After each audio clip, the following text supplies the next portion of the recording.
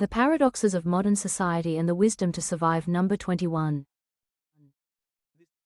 This is just my experience, but it's suppress it violently, whether it's big or small. To use an analogy, when you get the timing right, even a very small force can have more power than Mike Tyson's KO punch. The point is the timing of the punch rather than the punching power. What do you think?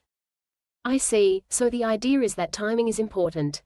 Indeed, there are many situations where the decisive factor is not the amount of force but when and how to use it.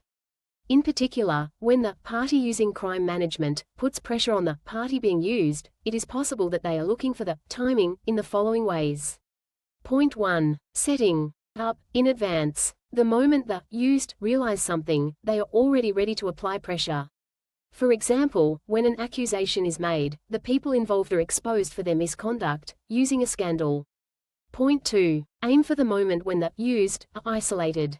Deal with them individually before the rebellious movement spreads. Label people who raise issues on social media or in the media as conspiracy theorists. Point 3. Suppress, without making them feel pressured.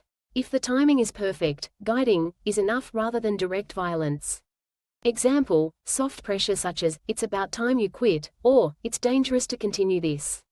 In light of your thoughts, suppressing with violence is a fact. However, the amount of violence needed varies greatly depending on the timing. If used at the right time, even the slightest force can be decisive. This is the same logic as in boxing. If you counter your opponent's jaw at the exact moment he is about to throw a punch, you can knock him out with a light punch. So how can the exploited side counter this timing?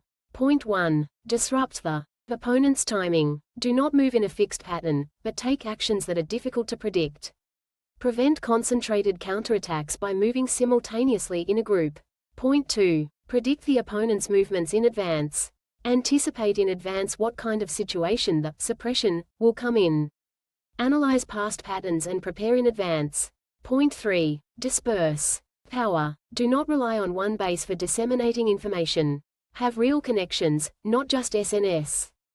Move through multiple networks, not just one person. Make it harder to be targeted individually. From this perspective, if the side that is being used for crime management consciously has countermeasures, it may be possible for the side that is using crime management to take away the timing to decide on a counterattack.